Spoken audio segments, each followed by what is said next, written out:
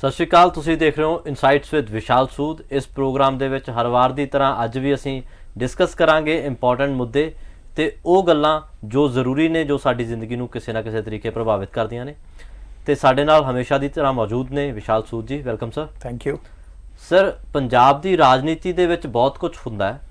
ਸੰਗਰੂਰ ਦੇ ਵਿੱਚ ਇਲੈਕਸ਼ਨ ਹੁੰਦੇ ਆ, ਉਹਨਾਂ ਦੇ ਵਿੱਚ ਉਹ ਕੈਂਡੀਡੇਟ ਜਿੱਤਦੇ ਆ ਜਿਨ੍ਹਾਂ ਦੀ ਉਮੀਦ ਹੀ ਨਹੀਂ ਸੀ ਲੋਕਾਂ ਨੂੰ, ਤੇ ਉਹ ਕੈਂਡੀਡੇਟ ਉਸ ਤੋਂ ਬਾਅਦ ਸਟੇਟਮੈਂਟਸ ਇਹੋ ਜਿਹੀਆਂ ਦਿੰਦੇ ਆ ਕਿ ਪੰਜਾਬ ਦੇ ਵਿੱਚ ਕਿਤੇ ਨਾ ਕਿਤੇ ਭਾਈਚਾਰਕ ਸਾਂਝ ਟੁੱਟਦੀ ਹੈ ਜਾਂ ਕਿਤੇ ਨਾ ਕਿਤੇ ਟੁੱਟਣ ਦਾ ਡਰ ਬਣਦਾ ਹੈ। ਸਿਮਰਨਜੀਤ ਸਿੰਘ ਮਾਨ ਦੀ ਮੈਂ ਗੱਲ ਕਰ ਰਿਹਾ, ਉਹਨਾਂ ਦੀਆਂ ਸਟੇਟਮੈਂਟਸ ਦਿਨ ਬ ਦਿਨ ਬੱਤਰ ਹੁੰਦੀਆਂ ਜਾਂਦੀਆਂ। देखो, हिस्टरी विल जज हिम। शहीद आजम भगत सिंह नूं टैररिस्ट कहना, फिर यह डिमांड रखना हुण कि बई उन्हां दी फोटो तुसी म्यूजियम चों कढ दो हरमिंदर साहब ते। That is very very shameful. मैनूं लगदा कि जिहड़े यूथ ने उन्हां नूं वोट पाई होएगी अज वो रिगरैट कर रहे होणगे कि असीं एक एनार्किस्ट नूं वोट पा के पार्लीमेंट च भेजता। कोई कंस्ट्रक्टिव थॉट हजे तक नहीं आया है। What is the role of member parliament? What is the role of a veteran? एक politician का की role होना चाहिए, right? To ask questions that matter. कि सिमरनजीत सिंह मान नूं संगरूर दे MP होने नाते इस दिस दी question जिहदे लई उन्हां नूं MP बनाया गया जी, कि यह मुद्दे ने जो सॉल्व करना चाह रहे हैं, वंड पाना कि इस जिन्होंने लोगों ने वोट पाई होएगी उन्होंने कि यह सोचा होएगा कि सिमरनजीत सिंह मान शहीद आजम भगत सिंह की बेइज्जती करेंगे, कि उन्होंने यह सोचा होएगा कि कोई प्रोग्रेसिव स्टेटमेंट नहीं आएगी, बस एफो जी कॉन्ट्रोवर्शियल।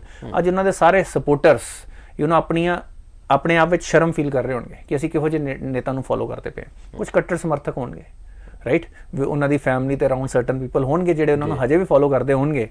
बट मैनूं यह लगता है कि मैनूं कई बारी फिर यह लगता कि शायद चंगा ही होया कि एफो जे नेता जिहड़े एफो जे सैपरेटिस्ट ते नैरो माइंडसैट रखते हैं, वो जिन्नी छेती अपना रंग विखा देन उन्ना चंगा। यह साडी जनता लई भी एक लैसन है कि तुसीं किहो जे नेता चुनदे हो। You can make mistake, democracy is not perfect. Democracy च भी गलतियां होंदियां ने, जिस एफो जे नेता आ जांदे ने। कल नूं जे सिमरनजीत सिंह मान की पार्टी के होर नेता जे एफो जे आंदे ने, सोचो किस तरह की प्रॉब्लम क्रिएट कर सकते हैं। मैनूं लगदा कि यह स्टैप लैके काइंड ऑफ मैं एक तरीके नाल एक आयरोनिकली कहना चाह रहा हाँ कि एक तरीके नाल पंजाब की जनता का भला ही करता उन्होंने अपने रंग विखा के कि उन्होंने असल च सोच की आ, वो की किस तरह की राजनीति करना चाहते हैं, किस तरह का माइंडसैट रखते हैं, राइट, किवें वो डिवाइड ते किसी भी I don't know what are his personal reasons. It could be कि बई जिहड़े उन्हां दे अपने जिहड़ियां फैमिली की हिस्टरी रही आ ਉਹਦੇ ਉੱਤੇ ਪਰਦਾ ਪਾਉਣ ਲਈ ਜਾਂ ਉਹਨੂੰ ਜਸਟੀਫਾਈ ਕਰਨ ਲਈ ਸ਼ਾਇਦ ਇਹ ਗੱਲਾਂ ਕੀਤੀਆਂ ਜਾ ਰਹੀਆਂ ਨੇ, ਰਾਈਟ। ਜੋ ਉਹਨਾਂ ਦਾ ਇੱਕ ਵਿਊ ਰਿਹਾ ਟੂਵਰਡਸ ਇੰਡੀਆ, ਉਹਦੇ ਉੱਤੇ ਕਲੈਰਿਟੀ ਲਾ ਰਹੇ ਨੇ। ਮੈਜੋਰਿਟੀ ਆਫ ਪੰਜਾਬੀਜ਼, ਦੇਖੋ ਹਰ ਤਰ੍ਹਾਂ ਦਾ ਵਿਊ, ਡੈਮੋਕ੍ਰੇਸੀ 'ਚ ਹਰ ਤਰ੍ਹਾਂ ਦਾ ਵਿਊ ਹੈ, ਤੁਹਾਨੂੰ ਅਸਿਮੀਲੇਟ ਕਰਨਾ ਹੁੰਦਾ ਹੈ, ਰਾਈਟ। ਕੋਈ ਆਵਾਜ਼ ਦਬਾਈ ਨਹੀਂ ਜਾਂਦੀ।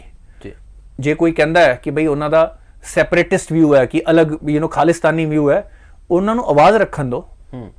Most of the people don't agri with it.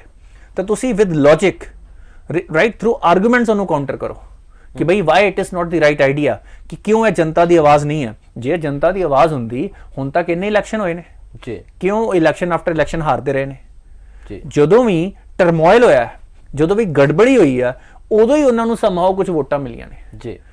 ते ये दसदा है कि उन्हां दा ब्रैड एंड बटर है फिशिंग इन ट्रबल्ड वाटर। जदों प्रॉब्लम क्रिएट करो तो उहदे विच अपनी राजनीति रोटी पकाओ। जिस बंदे की राजनीति इस तरह चलती है, उन्होंने तो तुसी पॉजिटिव या नेशन बिल्डिंग वालियां या कम्यूनिटी बिल्डिंग वालियां स्टेटमेंटां तुसी उम्मीद ही ना रखो जी। तो मैं कहना कि एक तरीके नाल उन्हां दा शुक्रिया अदा करो, उन्होंने छेती दसता कि उन्हां दा व्यू की है। अगले इलैक्शनां च तुसी वेख लियो उन्हां नूं उहदे रिजल्ट मिल जाणगे जी। सिमरनजीत सिंह मान की तो तस्वीर साफ हो रही है लोगों के विच, ते एक नवां डर लोगों के विच पैदा हो रहा सर, वो है मंकी पॉक्स का। ਅੰਮ੍ਰਿਤਸਰ ਦੇ ਵਿੱਚ ਇੱਕ ਸਸਪੈਕਟਡ ਕੇਸ ਦੱਸਿਆ ਜਾ ਰਿਹਾ ਹੈ। ਹਜੇ ਲੋਕਾਂ ਨੂੰ ਪਿਕਚਰ ਕਲੀਅਰ ਨਹੀਂ ਹੈ ਕਿ ਉਹ ਕੇਸ ਹੈ ਮੰਕੀ ਪੌਕਸ ਦਾ ਜਾਂ ਨਹੀਂ ਹੈ, ਪਰ ਖੌਫ ਬਣਿਆ ਹੋਇਆ ਪੰਜਾਬ ਦੇ ਵਿੱਚ। ਦੇਖੋ, ਇਹਨੂੰ ਖੌਫ ਨਾ ਕਹੋ, ਇਹਨੂੰ ਅਲਾਰਸਿਟੀ ਕਹੋ। Prevention is better than cure. ਜਿੰਨੇ ਕੇਅਰਫੁਲ ਹੋ ਸਕਦੇ ਹੋ, ਇਟਸ ਅ ਗੁੱਡ ਥਿੰਗ। ਆਪਾਂ ਹੁਣੀ ਕੋਵਿਡ ਤੋਂ ਨਿਕਲੇ ਹਾਂ ਕਿ ਸਾਡੀ ਸਰਕਾਰਾਂ, ਸਾਡੀ ਜਿਹੜੀ ਹੈਲਥ ਡਿਪਾਰਟਮੈਂਟਸ ਨੇ, ਉਹ ਅਲਟਰਾ ਕੇਅਰਫੁਲ ਹੋਏ ਪਏ ਨੇ। ਕੱਲ੍ਹ ਨੂੰ ਇਹ ਪ੍ਰੋਬਲਮ ਹੱਥੋਂ ਨਿਕਲ ਜੇ, ਇਸ ਤੋਂ ਚੰਗਾ ਹੈ ਕਿ ਪਹਿਲਾਂ ਹੀ ਤੁਸੀਂ ਸਾਰੀਆਂ ਪ੍ਰੀਕਾਸ਼ਨ ਲਓ। whatever result comes, but precaution is better। ਤੇ ਮੈਨੂੰ ਇਹ ਲੱਗਦਾ ਕਿ ਘਬਰਾਉਣ ਦੀ ਲੋੜ ਨਹੀਂ ਹੈ, ਕੇਅਰਫੁਲ ਹੋਣ ਦੀ ਲੋੜ ਹੈ ਜੀ। ਆਪਾਂ ਜਿੰਨੇ ਜ਼ਿਆਦਾ ਕੇਅਰਫੁਲ ਹੋਵਾਂਗੇ, ਜਿੰਨੀਆਂ ਪ੍ਰੀਕਾਸ਼ਨ ਟੈਸਟਿੰਗ ਫੈਸਿਲਿਟੀਜ਼ ਹੋਣ, ਜੋ ਵੀ ਸਿਸਟਮ ਹੈ ਹੁਣ, ਤੇ ultimately monkey pox is not like Covid ਹੈ। ਆਪਾਂ ਆਪਣੀ ਜਨਤਾ ਨੂੰ ਦੱਸ ਦਈਏ ਕਿ ਉਸ ਤਰ੍ਹਾਂ ਨਹੀਂ ਫੈਲੇਗਾ। ਪੂਰੀ ਦੁਨੀਆ 'ਚ ਇੰਨੇ ਮਹੀਨਿਆਂ 'ਚ ਹਜੇ ਤੱਕ 16,000 ਕੇਸਿਸ ਹੋਏ ਨੇ। It is a mild version of smallpox ਜੀ, ਉਹਦਾ ਮਾਈਲਡਰ ਵਰਜ਼ਨ ਹੈ, ਠੀਕ ਹੈ। ਤੇ ਇਹਦੇ ਵਿੱਚ ਤੁਸੀਂ ਮੋਰ ਔਰ ਲੈਸ ਠੀਕ ਹੀ ਹੋ ਜਾਣਾ ਹੈ। ਤੇ ਇਹ ਇਸ ਤਰ੍ਹਾਂ ਨਹੀਂ ਫੈਲਦਾ ਜੀ, ਥਰੂ 에ਅਰ ਕੰਟੈਮੀਨੇਸ਼ਨ ਨਹੀਂ ਫੈਲਦਾ, ਡਾਇਰੈਕਟ ਜਾਂ ਇਨਡਾਇਰੈਕਟ ਟੱਚ ਦੇ ਨਾਲ ਫੈਲਦਾ ਕਿ ਜੇ ਤੁਸੀਂ ਚਾਦਰ ਸੇਮ ਯੂਜ਼ ਕਰ ਲਈ ਜਾਂ if you are in close contact ਜਾਂ ਫਿਜ਼ੀਕਲ ਕੰਟੈਕਟ, ਇਹ ਤਾਂ ਫੈਲਦਾ ਹੈ ਜੀ। ਤੇ ਮੈਨੂੰ ਲੱਗਦਾ ਹੈ ਉਸ ਤਰੀਕੇ ਨਾਲ ਫੈਲੇਗਾ ਵੀ ਨਹੀਂ। ਸਾਡੀ ਜਨਤਾ ਨੂੰ ਬਸ ਕੇਅਰਫੁਲ ਹੋਣ ਦੀ ਲੋੜ ਹੈ, ਬਿਲकुल भी घबराने की लोड़ नहीं है। सर, ईडी पर सवाल उठाए जा रहे हैं लगातार, जब से सोनिया गांधी को उन्होंने बुलाया, राहुल गांधी को बुलाया था, और कई लोगों ने ईडी के खिलाफ क्वेश्चन करना शुरू कर दिया। और सुप्रीम कोर्ट ने कहा है कि ईडी जो कर रहा है उसको करने का अधिकार है, और ईडी ये सब कर सकता है क्योंकि जांच करनी, किसी भी केस में इन्वेस्टिगेशन करनी ज़रूरी है। देखो, ईडी पे सवाल उठा रहे हैं जो लोग, मैं वैसे ही एक जनता को चाहता हूं कि अपने मन में एक सवाल पूछें कि आज ओपोजिशन के, हाँ बस एक चीज़ में कमी आती है कि सिर्फ ओपोजिशन के लीडर हैं। ओपोजिशन के जिन जिन नेताओं का नाम ईडी पे आ रहा है, आप अपने मन में सोच के देख लो, क्या प्रोबेबिलिटी है कि इन्होंने कुछ ना कुछ पैसे बाहर भेजे होंगे या बाहर से लाए होंगे या कुछ ना कुछ करप्ट एक्टिविटी की होगी जी। आप अपने मन में सोच लो। ऑलमोस्ट 100% श्योर है कि जो भी नेता, मैं अगर टीएमसी के जहां पे घर में 21 करोड़ पहुंच रहा है, बार बार फॉरेन ट्रिप्स लग रहे हैं, महबूबा मुफ्ती अगर उनकी बात कर लो, उनकी तो फंडिंग कहां कहां से आती रही है, ये सब एक जग जाहिर है। और कश्मीर के और बड़े नेता, आप गांधी फैमिली की बात कर लो, राइट, वो तो at the top of it थे, in terms of political power. तो क्या आपको लगता है, आम जनता को अपने मन में क्या लगता है कि उन्होंने किया होगा कि नहीं किया होगा? आज अगर ईडी की कार्रवाई हो रही है तो मेरे को ये बताओ कि क्या ये जस्टिफाइड नहीं है? क्या वो नेता होने के कारण या ऑपोजिशन में होने के कारण कि उनके ऊपर कोई एक्शन ना हो तो गवर्नमेंट की एक्शन नहीं लेगी जी? बस मैं गवर्नमेंट से ये चाहता हूं कि वो और भी ज्यादा एक्शन, और ऐसा भी नहीं है कि बीजेपी के कुछ नेताओं ने ये काम नहीं किए होंगे, तो बीजेपी के भी नेता पे भी इसी तरह की एक्टिविटी हो तो ये और एक सेंस ऑफ फेयरनेस सबको देगा। आई एम श्योर कि कुछ नेताओं पे बीजेपी के भी केस चल रहे हैं, वो हाईलाइट नहीं होते पर उन पे भी केस चल रहे हैं। बट द पॉइंट इज कि ये चीजें जरूरी है। अब सुप्रीम कोर्ट ने कहा है, क्योंकि महबूबा मुफ्ती जी ने सुप्रीम कोर्ट में अर्जी दी कि भाई हमें पहले बताया जाए कि किस बेसिस पे केस है। सुप्रीम कोर्ट ने कहा कि जो prevention of money laundering act है उसके अंदर जो धाराएं हैं बहुत जरूरी हैं नेशनल सिक्योरिटी के पर्सपेक्टिव से। ये एफआईआर नहीं है, ये एक बहुत ही सीरियस केस है, क्योंकि जब आप मनी लॉन्ड्रिंग करते हैं, अभी जो चाइनीज कंपनीज के साथ हुआ वो भी मनी लॉन्ड्रिंग का केस था, ईडी का केस था, because through money terrorist activities fund होती हैं। ये तो एक डायरेक्ट चीज होगी। इनडायरेक्टली आप देश की सॉवरेनिटी और इंटेग्रिटी को इंपैक्ट कर सकते हैं, देश को फाइनेंशियली वीक कर सकते हैं, इकोनॉमिक क्राइसिस क्रिएट कर सकते हैं, क्योंकि अगर आप बाहर से मनी के फ्लो को कंट्रोल नहीं करेंगे, उसका वॉल्यूम इतना ज्यादा हो सकता है कि वो आपकी पूरी की पूरी मार्केट्स को, आपके पूरे के पूरे डिफेंस को, आपके पूरे के पूरे सोशल इंफ्रास्ट्रक्चर को डिस्टॉर्ट कर सकता है जी। तो सुप्रीम कोर्ट ने ये बोला है कि ये जो धाराएं हैं ये जरूरी है इंप्लीमेंट करने के लिए। फिर दूसरा उन्होंने बोला कि जो हमारे 2002 से पहले के केसेस हैं उस पर इतनी सख्त धाराएं ना लगे, क्योंकि ये बाद में धारा आई थी जी। अब जो मनी लॉन्ड्रिंग है वो ऐसा तो होता नहीं है कि जो बेईमान आदमी उसने एक ही बार की होती है। It is a sequence of events, उनके एक सर्टेन तरीके से पैसा आता रहता है और वो जो पावर में रहे हैं सालों साल रहे हैं। तो सुप्रीम कोर्ट ने यह भी बोला है कि चाहे आपने पैसे पहले लिए हो या बाद में लिए हो, धारा यही लगेगी, क्योंकि ये ऐसा नहीं है पिक एंड चूज। एक तो आप करप्शन के केस में इन्वॉल्व हो, ऊपर आप कह रहे हो जी मेरे को तो ये वीआईपी ट्रीटमेंट चाहिए। It is not like that. You are not going into a buffet कि भाई मैं ये चीजें खाऊंगा और ये चीजें नहीं लूंगा। So this is a criminal proceeding. और सुप्रीम कोर्ट ने अपनी विजडम में बिल्कुल सही फैसला लिया है कि भाई अगर आप अपनी जो फोर्सेस हैं, जो आपकी एजेंसीज हैं, उनको स्ट्रॉन्ग प्रोविजंस नहीं दोगे, और देखो जो फॉरेन करेंसी से रिलेटेड जो एक्ट है उसमें ज्यादातर बड़े लोग होते हैं जिनका इन्फ्लुएंस होता है, तो अगर आप उनको स्ट्रॉन्ग पावर्स नहीं दोगे तो ज्यादातर लोग निकलते जाएंगे। आप ऑलरेडी देख लीजिए जो कन्विक्शन रेट है बड़ा लो है इन बीजेपी गवर्नमेंट ऑल्सो, और उससे पहले यूपीए गवर्नमेंट में 2004 से 14 तक में 0 कन्विक्शन रेट था जी। अब रेड पड़ी, सब कुछ हुआ, उसके बाद कोई कन्विक्ट नहीं हुआ। आपको क्या लगता क्या हुआ होगा? तो जनता को कई बार ना शोर, जो मीडिया में हम लोग जो शोर मचाते हैं उससे भी ऊपर उठ के एक बार अपने मन में सोचना चाहिए कि क्या लॉजिकल सीक्वेंस बनता है, क्यों ये चीजें हो रही हैं। जो लोग आज बोल रहे हैं जी हम पे अत्याचार हो रहे हैं, ये लोग हैं कौन?